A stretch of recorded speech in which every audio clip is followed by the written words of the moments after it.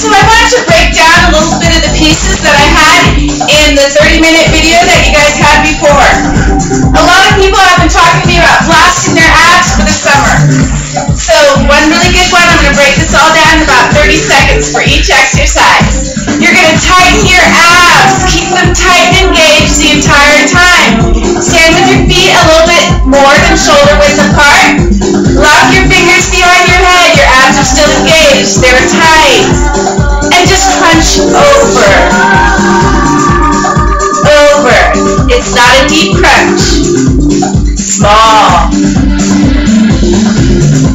A little variation is to keep everything tight and crunch forward and then to the side.